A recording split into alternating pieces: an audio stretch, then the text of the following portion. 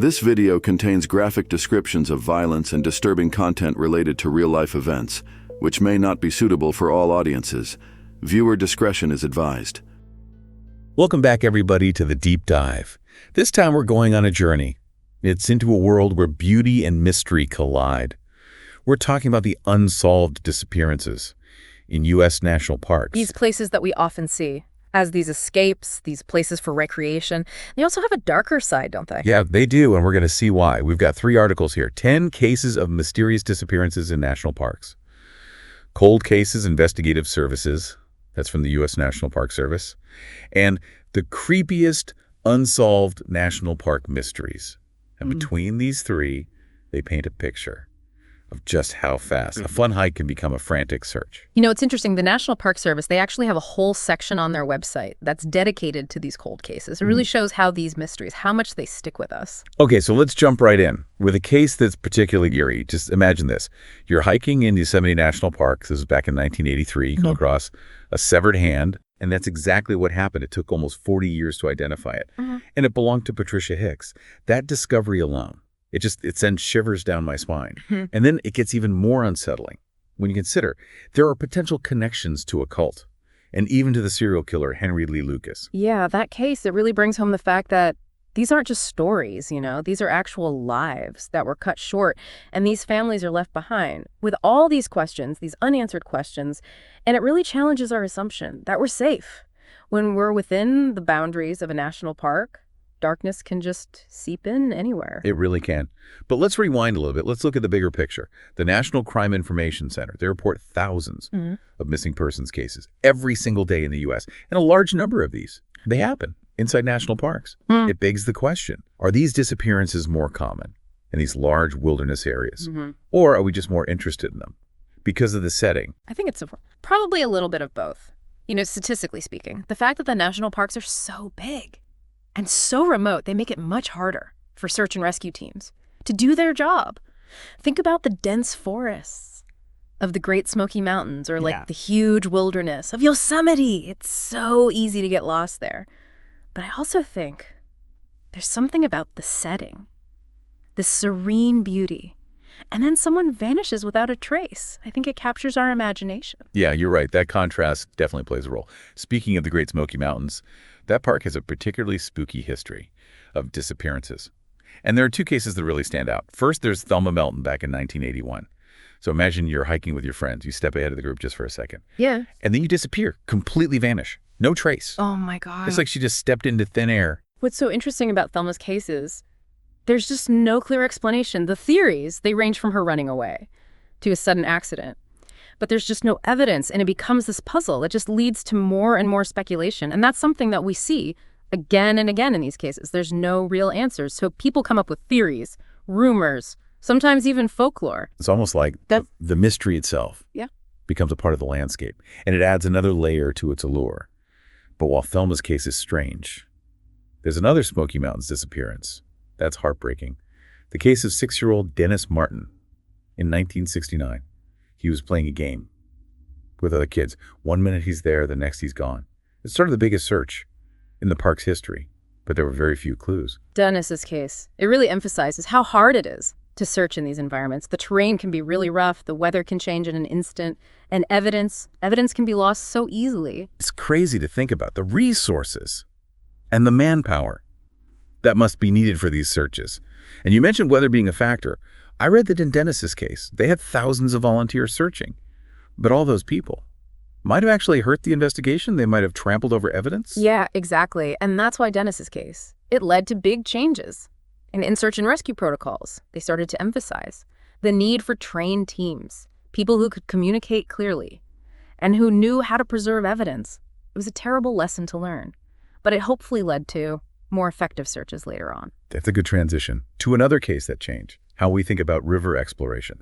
The disappearance of Glenn and Bessie Hyde. This was in the Grand Canyon in 1928. A newlywed couple trying to break a record on a river run, and their boat was found, totally intact, with all their supplies still there. Talk about a recipe for speculation. Yeah. What's fascinating about the Hydes case is they were experienced boaters, but it shows that even the most experienced people can be victims of how unpredictable a river can be, especially a river like the Colorado.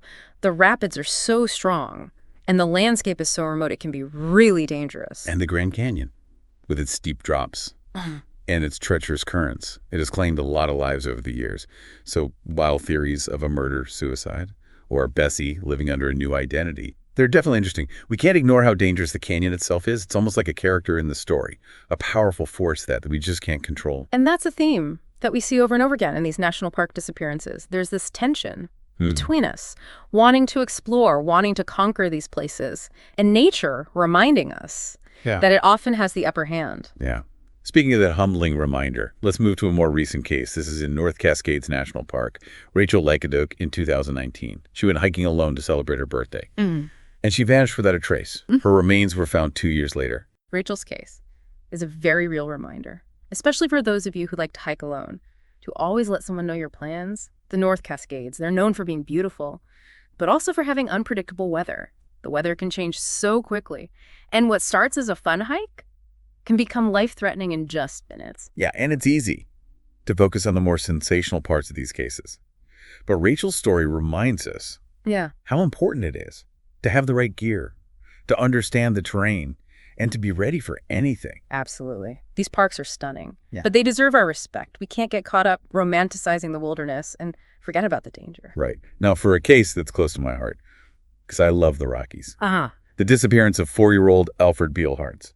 This was in Rocky Mountain National Park back in 1938.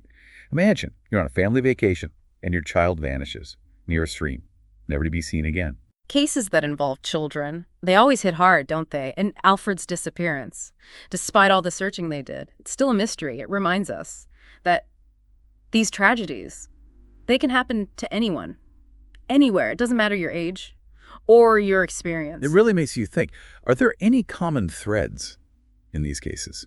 Any patterns?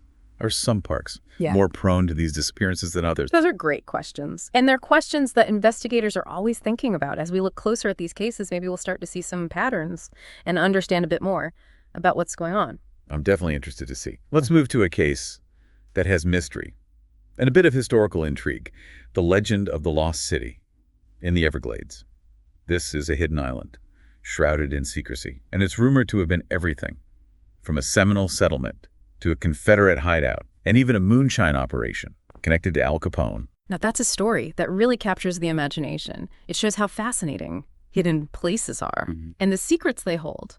It makes you wonder, how many other lost cities are out there, or forgotten settlements, hidden in the vast wilderness of our national parks? How many stories are just waiting to be uncovered?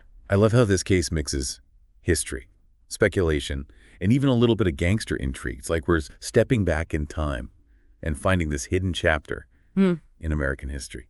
And it makes me think about how these parks, beyond their natural beauty, they also hold these human stories. Some we know, and some are still waiting to be discovered. Yeah, you're right. And maybe that's part of why we're drawn to these mysteries, a chance to uncover those lost stories, to put together the pieces of a forgotten past. Speaking of putting together pieces, our next case takes us to Death Valley, the disappearance of a German family. Back in 1996, a family of 4. Their minivan was found months later, stuck in the sand, but no sign of the family. It took 13 years for the remains to be found. Miles from the vehicle. Death Valley is a very harsh place. In this case, really shows how dangerous it can be. To go there unprepared, dehydration, heat stroke, disorientation, they can all be deadly. It reminds us that even with all our technology today, like GPS and cell phones, nature can still outsmart us. And the fact that their remains were found so far from the van shows just how disorienting and how unforgiving the desert can be. Absolutely. And even though the most likely explanation is that they died because of the elements, the fact that there was no evidence for so long, it led to all sorts of theories, didn't it? It definitely did. It's like the mystery becomes even more captivating when there are no answers. Which takes us back to that question we asked earlier, what is it about these national park disappearances that keeps fascinating us? Why do these cases capture our imaginations more than other missing persons cases? That's a question that we'll keep thinking about as we explore these mysteries. But for now, let's take a look at the challenges of investigating these cases. Because solving a disappearance in the wilderness, it's not like solving a crime in a city. Yeah. The rules are different. There are fewer clues. And the landscape itself, it often plays a big part in the investigation. I'm ready to explore that. Let's dive into the world of park rangers, search and rescue teams, forensic experts, and all the unique challenges they faced trying to bring closure to these haunting cases. You know, it's easy to think that solving these mysteries would be pretty straightforward. But the reality is that investigating these disappearances in these national parks is incredibly difficult. We're not dealing with a crime scene. That's contained in a house or even on a street. We're talking about these huge areas. With unpredictable weather and the environment is constantly changing. Yeah, exactly. It's completely different. Imagine trying to find a footprint in a place where animals are wandering around, leaves are falling all the time, and the rain, it can just wash away any evidence. Right. And unlike in cities, where you might have cameras or people who saw what happened, these parks often don't have much surveillance, and there are huge areas where someone could just vanish. And that brings us to another challenge, the size of these searches. We've talked about how big these parks are, but let's think about that for a second. Yosemite National Park is over 760,000 acres. That's bigger than the whole state of Rhode Island. Trying to find one person in all that space, it's almost impossible. It's unbelievable. Yep. And you mentioned weather before. I bet that plays a huge role, not just in the disappearances themselves, but also in how they're investigated. Absolutely. You can have sudden storms, flash floods, extreme temperatures. All of these things can make it hard for hikers to find their way, create dangerous conditions, and even erase evidence. Think about that case in Death Valley. The extreme heat can lead to dehydration, hallucinations, and even death. And in those kinds of conditions, a body can decompose really quickly, which makes it harder. Figure out who the person was and how they died. It's like, nature itself becomes a suspect. Like it's both a witness and somehow involved in the mystery. That's a great way to put it. And then there's the human element, too. These search and rescue teams, they're working as fast as they can, often in dangerous situations, and there's so much pressure to find answers for the families. And we talked before about how volunteers can sometimes make things harder. How has search and rescue changed over time? There's been a big push to make it more professional and specialized. So now we have these highly trained search and rescue teams. They have expertise in things like wilderness navigation, survival skills, and evidence collection. They use high-tech tools, GPS mapping. They can even search from the air. And they even have dogs that are trained to sniff out human scent. So they're using both technology and traditional tracking methods. That's really interesting. Speaking of technology, what about DNA testing? How has that been used to solve these mysteries? It seems like that's been a game changer in recent years. It absolutely has. Remember Patricia Hicks, the case we started with? The severed hand in Yosemite. It was DNA testing. That finally let us identify her after almost 40 years. And in other cases, DNA has been used to identify remains, link suspects to crime scenes, and even rule out some theories. So with these advances in forensic science, investigators have new ways to look at these old cases. It makes you wonder if some of those unsolved mysteries might finally be solved because of DNA. I think there's a good chance of that. But even with these advancements, there are still limitations. DNA breaks down over time, especially in harsh environments. And sometimes, even when you get a DNA match, it doesn't tell you what happened or who might be responsible. Right. It might tell you who the victim was, but not how they disappeared. So we've talked about it challenges the environment, the size of the searches, and the role of technology. What about the psychology of these cases? What might make someone more likely to get lost or disappear? In a national park? That's a great question. And it gets into how people behave and how they make decisions. We tend to think that these disappearances just happen randomly, but research suggests that certain personality traits and biases might make some people more likely to get lost or take risks in the wilderness. I'm really curious to hear more. What kinds of traits are we talking about? Well, studies have shown that people who are overconfident, people who have a bad sense of direction, or people who tend to act impulsively, they might be more likely to wander off the trail, to not realize how dangerous things are, or to make decisions that put them at risk. That makes sense. It's like when someone decides to take a shortcut off the marked trail, or they ignore warning signs because they think, it won't happen to me. Exactly. And sometimes people, they get so focused on how beautiful everything is or the thrill of exploring that they lose track of where they are or they don't prepare properly. That's a good reminder that even experienced hikers and people who love the outdoors can make mistakes. Definitely. Especially when they're tired or excited. Or overconfident.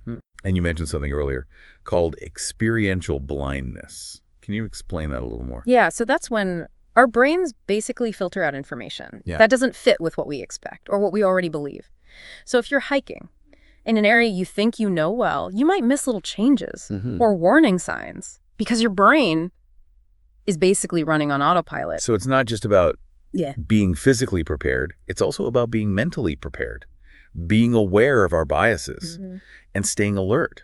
Even when we think we know the area well. Exactly. And that leads to another psychological factor that we see a lot in these cases, the role of fear and panic. When someone realizes they're lost, the natural reaction is to panic. And that can lead to making bad decisions and getting even more lost. So instead of that fight or flight response helping, it might actually make things worse. Yeah, instead of thinking clearly and trying to go back the way they came, someone who's panicking might just start wandering around, which makes it harder for rescuers to find them. So understanding these psychological factors is just as important as understanding the physical challenges. Absolutely. And that's why search and rescue teams, they often include people who understand psychology and how to handle crises. They know how to interpret behavior, anticipate how people might react, and communicate effectively with people who are lost. It's amazing how much goes into these searches. It's not just about looking everywhere. It's about understanding how people think and all the things that can lead to someone going missing. And it's not just the people who go missing, who are affected psychologically. These cases can really impact the families, the search and rescue teams, and even the whole community. It's true. It has these ripple effects. It's not just a case to solve. It's a human tragedy with long-lasting consequences. Yeah, and that's why it's important to treat these cases with care and respect. We have to remember that behind every missing person report, there's a story of heartbreak, uncertainty, and often questions that never get answered. Speaking of unanswered questions, there's one case that we haven't talked about yet. That's really strange. The disappearance of Sheila Kearns. This was in Mount Rainier National Park back in 1999. Oh, yeah. Sheila Kearns. That case is interesting because it happened in a place that seems pretty secure. She was working at the park, and she disappeared from employee housing. They found her remains months later, scattered over a large area, which makes it seem like something bad happened.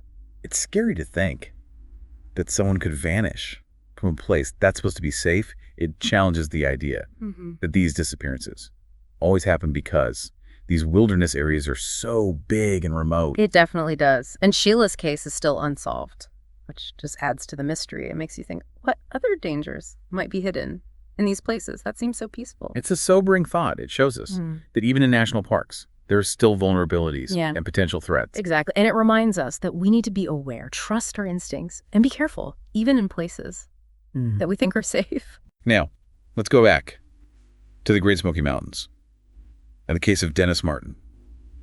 We talked about the tough terrain and how it changed search and rescue. But that there's something about this case that people can't stop thinking about. What is it about Dennis's disappearance? It makes it so mysterious. I think it's a few things. He was so young, he vanished without a trace. And there's just no evidence. He was playing with other kids, and then he was gone. No one screamed. There was no sign of a struggle, nothing. Like a nightmare. And it happened during the day in a part of the park where there were other people. That doesn't make sense. It really doesn't. And over the years, people have come up with so many theories, everything from animal effects to aliens, but none of them have been proven. So because there are no answers, people's imaginations run wild, and the mystery itself becomes almost like a legend. And Dennis's case, like a lot of these unsolved disappearances, it makes us think about one of our deepest fears, the fear of the unknown, the fear that something is out there that we don't understand. It reminds us that even in beautiful places, places that seem safe, there are still secrets and mysteries that we might never figure out. And maybe that's part of why we're drawn to these stories. They remind us that the world is still full of wonder, but also full of things we don't know. It's a balance, isn't it? The excitement of exploring and the need to be careful, the beauty of the wilderness, and the respect it deserves. As we keep looking at these mysteries in national parks, maybe we can learn how to find that balance, to appreciate these amazing places, while also understanding the risks and respecting the power of the unknown. That's a great way to put it. And as we move towards the final part of our deep dive, I think it's important to think about what we've learned from these cases and how we can use that knowledge when we go out into the wilderness ourselves. I agree. Let's shift gears a bit. And instead of focusing on the mysteries themselves, let's talk about what they teach us. What can we do as individuals and as a society, to make sure these disappearances happen less often and make our national parks safer for everyone. It's clear from all these cases, there's no one answer to stopping these disappearances, but there are definitely steps we can take to make these places safer. Yeah, and I think it all starts with our mindset. We got to stop romanticizing the wilderness, thinking it's just this perfect escape. And we need to be realistic about the dangers. So it's about respecting nature, right? Not underestimating what these places can throw at us. Right. It's realizing that even a simple hike can turn dangerous really fast if you're not prepared. And being prepared. It's more than just having the right gear. It's knowing about the trail, understanding the weather, and being honest with yourself about what you can handle. You mentioned this before, but it really stuck with me, how important it is to let someone know your plans. It seems like such a basic thing, but it could save your life. It's so important. Tell someone where you're going, when you'll be back, and who to call if you're not. You'd be surprised how many people don't do this. And we need to be aware of ourselves too, like you said. Yeah. The "it won't happen to me" attitude can get you in trouble. Oh, yeah. When you're overconfident, you end up making risky choices, like going off trail or pushing yourself too hard. You always got to be humble. Remember that anyone can get lost, and always play it safe. Speaking of safety, how about technology? We've talked about how it's helping investigations, but can it help prevent people from disappearing in the first place? Technology can definitely be a lifesaver. You've got GPS devices, satellite phones, those locator beacons. They can all help you out if you're in trouble. But technology isn't perfect. Batteries die, you can lose signal, and devices can break. So you got to have a backup plan. Don't just rely on tech it. So technology should be a tool to help you be safer, not the only thing you depend on. What about park rangers and those visitor centers? How do they help keep people safe? Park rangers are so important. They teach visitors about the dangers. They give you updates on the trails. And they coordinate search and rescue if something happens. They really know these parks. And they can give you great advice on how to stay safe. So before you head out on a hike, make sure you talk to a ranger. Check those bulletin boards for any warnings or alerts, and get familiar with the park's rules. Definitely. And there's one more thing about staying safe. We all got to look out for each other. I love that. It's about sharing the responsibility when we're out in the wilderness. Exactly. If you see someone who looks lost or like they need help, don't be afraid to offer assistance. And if you see something weird, like a backpack that's just been left there, or signs of a struggle, tell a ranger right away. You never know. You might just prevent something terrible from happening or help someone get rescued. So pay attention to your surroundings, not just for your own safety, but for everyone else's too. As we wrap up this deep dive into these mysteries, it really makes you think about the impact these cases have on families and communities. These aren't just stories in the news. These are real people who are gone, and their families might never know what happened to them and the effects of these tragedies. They can last for years. That's so important to remember. When we're exploring these places, our choices have consequences. Yeah. Not just for us, but for the people who care about us. Let's hike safely, pay attention to what's around us, and look out for each other. That's a great way to put it. By learning about these mysteries, we can appreciate life more and realize that we need to be careful when we're in these wild and beautiful places. I think that sums up perfectly what we've been talking about today. Finding that balance between being amazed by nature and being cautious, between seeking adventure and taking responsibility. Maybe by learning from the past, we can make sure that fewer people experience the heartbreak of losing someone in the wilderness. That's a great goal to have. For anyone listening who's feeling a bit conflicted now, excited to explore these parks, but also a little scared, it's okay to feel both ways. Go explore, be curious, but be respectful too. Embrace the beauty, but don't forget the power. And most importantly, remember that even though you might feel alone out there, we're all connected. We need to keep ourselves safe and look out for each other. That was beautifully said. If you want to learn more about these unsolved cases, check out the National Park Service website. They have a whole section on cold cases. You'll find tons of information, and maybe you'll even find a clue that helps solve one of these mysteries. Until then, happy trails and be safe out there.